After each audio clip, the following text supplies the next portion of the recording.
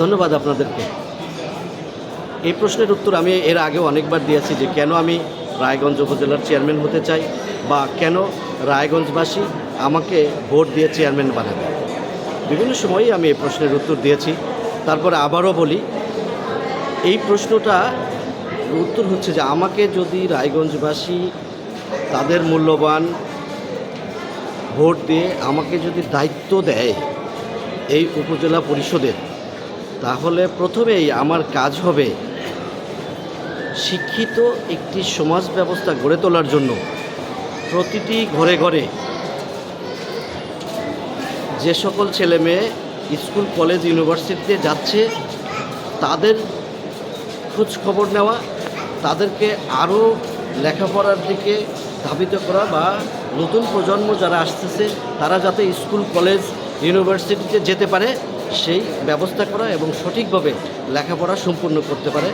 আমরা যদি একটা শিক্ষিত সমাজ ব্যবস্থা গড়ে তুলতে পারি তাহলে এইটা হলো আমার 1 নাম্বার বক্তব্য। দ্বিতীয়ত হচ্ছে আমরা কর্মসংস্থান তৈরি করব, সেটা আমার দল ক্ষমতায় আমাদের এমপি মহোদয়ের নেতৃত্বে তার সাথে পরামর্শ করে আমরা কিভাবে বেকার সমস্যার সমাধান করা যায়, যুবক ভাইদেরকে কিভাবে কাজে লাগানো যায়, সেক্ষেত্রে কারিগরি শিক্ষায় কিভাবে শিক্ষিত করা যায়, তাদেরকে কারিগরি শিক্ষা দিয়ে বা তাদেরকে ট্রেনিংয়ের ব্যবস্থা করে এই যুবক সমাজকে কাজে লাগাতে হবে।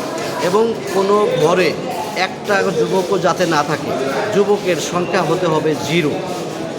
এটা আমার 2 নাম্বার টার্গেট।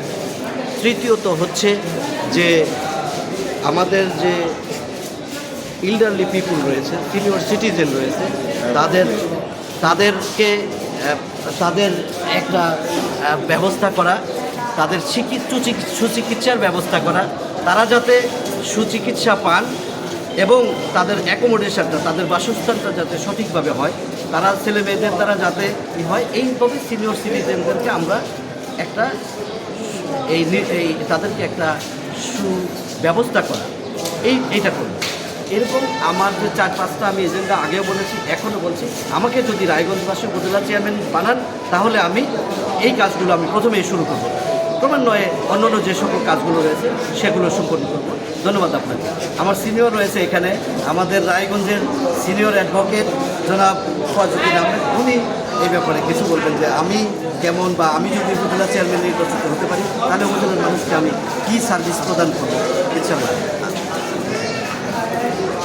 এটা হলো আমার সম্পর্ক পুকুরা ব্যারিস্টার আব্দুল বাতেন, ওনার আপন চাচাদের ভাইয়ের হাতে আমার মেয়ে বিয়ে হয়েছে। আমার জামাই সরকারি কলেজের প্রফেসর, মেয়ের সরকারি কলেজের প্রফেসর। আমি যতদূর জানি আত্মীয় হওয়ার পরে ফের যাওয়া আসাতে তাতে আব্দুল বাতেন খুব ভালো মানুষ, ভালো ছেলে। সে একজন ব্যারিস্টার, সৎ ন্যায় নিষ্ঠাবান ব্যক্তি।